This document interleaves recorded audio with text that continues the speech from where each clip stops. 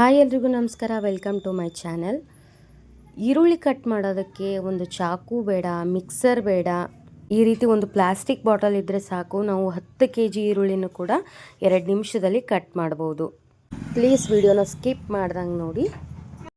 ಮೊದಲನೇ ಟಿಪ್ಸ್ ಬಂದು ನೋಡಿ, ಈ ರೀತಿ ಬೆಳೆಗಳನ್ನು ನಾವು ಅಂಗಡಿಯಿಂದ ತಂದು ಇದೇ ರೀತಿ ಕಟ್ಟೋದು, ಹಾಕುವಾಗ ತೆಗೆಯೋದು ಮತ್ತು ಈ ರೀತಿ ಕಟ್ಟಿಡೋದು ಮಾಡ್ತಿರ್ತೀವಿ. ಸೊ ಅದ್ರ ಬದಲು ನೋಡಿ, ಈ ರೀತಿ ಒಂದು ಬಾಟಲದ್ದು ಈ ರೀತಿ ರೌಂಡ್ ಅಪ್ ಆಗಿ ಕ್ಯಾಪ್ನಾಗಿ ಕಟ್ ಮಾಡ್ಕೊಂಡಿದ್ದೀನಿ.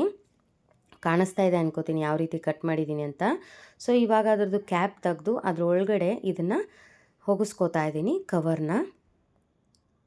ನೋಡಿ, ಈ ರೀತಿ ಕವರ್ನ ಹೋಗಿಸ್ಕೊಂಡು ನಾವು ಅದನ್ನು ಈ ರೀತಿ ಕವರ್ನೆಲ್ಲ ನೀಟಾಗಿ ಸೈಡ್ಗೆ ಎಳ್ಕೊಂಬಿಟ್ಟು ಈ ರೀತಿ ಮಾಡಿಡೋದ್ರಿಂದ ನಾವು ಯಾವಾಗ ಬೇಕಾದರೂ ಬೇಳೆನ ಯೂಸ್ ಮಾಡೋಕ್ಕೆ ತೊಗೊಳ್ಳುವಾಗ ನೋಡಿ ಈ ರೀತಿಯಾಗಿ ಆರಾಮವಾಗಿ ತೊಗೋಬೋದು.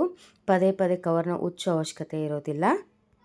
ಆದಮೇಲೆ ಬೇಳೆ ಹಾಕ್ಕೊಂಡಾದಮೇಲೆ ಈ ರೀತಿ ಅದರದ್ದು ಕ್ಯಾಪ್ ಹಾಕಿಬಿಟ್ರೆ ನೋಡಿ ಎಷ್ಟು ನೀಟಾಗಿ ನಮಗೆ ಬೇಳೆ ಅನ್ನೋಂಥದ್ದು ಕೂತ್ಕೊಳ್ತು ಅಂತ. ನಮಗೆ ಯಾವುದೇ ರೀತಿ ಬಾಟಲ್ ಅವಶ್ಯಕತೆ ಇಲ್ಲ, ಒಂಚೂರು ಕೂಡ ಬೇಳೆ ಬೀಳೋದಿಲ್ಲ. ಸೊ ಈ ರೀತಿ ಒಂದು ನೀವು ಮನೆಯಲ್ಲೇ ಮಾಡಿಟ್ಕೊಳ್ಳಿ, ತುಂಬ ಯೂಸ್ಫುಲ್ ಆಗಿದೆ.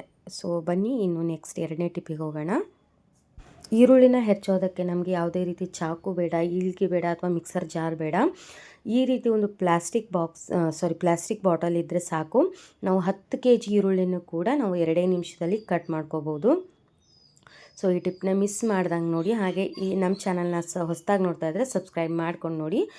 ಈ ರೀತಿಯಾಗಿ ನಾನು ಒಂದು ಚಾಕುನಲ್ಲಿ ಒಂದು ಸ್ವಲ್ಪ ಬೆಚ್ಚಗೆ ಮಾಡಿಕೊಂಡು ಈ ರೀತಿ ಬಾಟಲ್ನ ಫುಲ್ ಕ್ಯಾಪಿಂದ ಕೆಳಗವರೆಗೆ ನೋಡಿ, ಕ್ಯಾಪಿಂದ ಕೆಳಗವರೆಗೆ ಕಟ್ ಮಾಡ್ಕೊಂಡಿದ್ದೀನಿ. ಸೊ ನೀವು ಕೂಡ ಇದೇ ರೀತಿ ವಿಡಿಯೋಲಿ ತೋರಿಸ್ತಿದ್ದೀನಲ್ವ, ಅದೇ ರೀತಿಯೇ ಕಟ್ ಮಾಡ್ಕೊಳ್ಳಿ. ಕಟ್ ಮಾಡಿಕೊಂಡು ಇದ್ರೊಳಗಡೆ ಈ ರೀತಿ ಈರುಳ್ಳಿನ ಎಲ್ಲನೂ ಹಾಕ್ಕೊಳ್ಬೇಕು.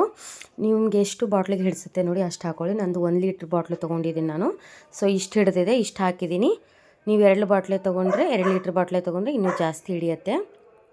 ಇವಾಗ ನೋಡಿ, ನಾನು ಈಗ ಇದನ್ನು ಫ್ರೀಜರ್ನಲ್ಲಿ ಇಡ್ತಾ ಇದ್ದೀನಿ. ಸೊ ಒಂದು 5 ನಿಮಿಷ ಇಟ್ಟರೆ ಸಾಕು. ನಿಮ್ಗೆ ಟೈಮ್ ಇದೆ ಅಂತಂದರೆ ಇನ್ನೊಂದು ಸ್ವಲ್ಪ ಹೊತ್ತು ಜಾಸ್ತಿ ಇಟ್ಟರೆ ನಡೆಯುತ್ತೆ. ನಾನು ಮೇಲ್ಗಡೆ ಫ್ರೀಝರಲ್ಲೇ ಇಡ್ತಾ ಇದ್ದೀನಿ, ಬೇಗ ಆಗೋ ಸಲುವಾಗಿ. ಸೊ ನೋಡಿ, ಇವಾಗ ಒಂದು 5 ನಿಮಿಷ ಆಯಿತು.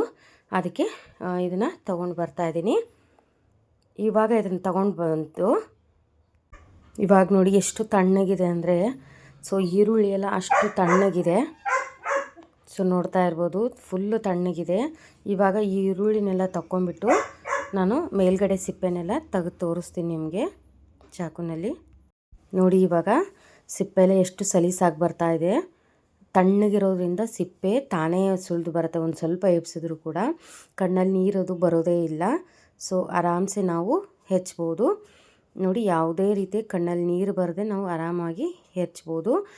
ಮೇಲಿರೋ ಸಿಪ್ಪೆ ಎಷ್ಟು ಈಸಿಯಾಗಿ ಬಿಟ್ಕೊಳ್ತಾ ಇದೆ ನೋಡಿ. ಈ ರೀತಿ ನಾವು ಮಾಡೋದ್ರಿಂದ ಎಷ್ಟು kg ಇದ್ದರೂ ಕೂಡ ಆರಾಮವಾಗಿ ನಾವು ಈ ರೀತಿ ಈರುಳ್ಳಿನ ಹೆಚ್ಕೋಬೋದು. ನೋಡಿ, ಇವಾಗ ನಾನು ಇದನ್ನು ಈರುಳ್ಳಿನ ತೆಗ್ದಿದ್ದೀನಲ್ವ, ಸೊ ಇದನ್ನು ನಿಮಗೆ ಚಾಕುವಿನಲ್ಲಿ 2 ಹೋಳು ಮಾಡಿಬಿಟ್ಟು ನಾನು ಇದನ್ನು ಈಳಿಗೆ ಮನೆಯಲ್ಲೇ ಹೆಚ್ತಿಲ್ಲ. ಈ ರೀತಿ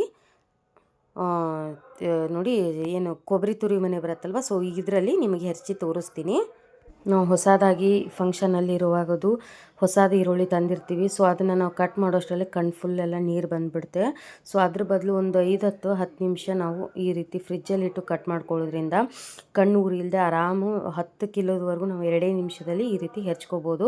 ನೋಡಿ ಯಾವ ರೀತಿ ಹೆಚ್ತಾ ಇದ್ದೀನಿ. ಸೊ ಈ ರೀತಿ ನಮಗೆ ಉದ್ದ ಆರಾಮಾಗಿ ಹೆಚ್ಕೊಂಡು ನಾವು ಪಲ್ಯಕ್ಕೆ ಈ ರೀತಿ ಒಗ್ಗರಣೆಗೆಲ್ಲ ರೆಡಿ ಮಾಡ್ಕೋಬೋದು. ಸೊ ಈ ಟಿಪ್ಸ್ ನಿಮ್ಗೆ ಯೂಸ್ ಆಯಿತು ಅನ್ಕೋತೀನಿ, ಇಷ್ಟ ಆಯಿತು ಅನ್ಕೋತೀನಿ. ಇಷ್ಟ ಆಗಿದೆ ಲೈಕ್, ಶೇರ್, ಕಮೆಂಟ್ ಮಾಡಿ. ಹಾಗೆ ನಮ್ಮ ಚಾನಲ್ನ ಹೊಸದಾಗಿ ನೋಡ್ತಾ ಇದ್ದರೆ ಸಬ್ಸ್ಕ್ರೈಬ್ ಮಾಡ್ಕೊಂಡು ನೋಡಿ. ಮುಂದಿನ ವಿಡಿಯೋದಲ್ಲಿ ಸಿಗ್ತೀನಿ. ಅಲ್ಲಿವರೆಗೂ ಟೇಕ್ ಕೇರ್ ಅಂಡ್ ಬಾಯ್.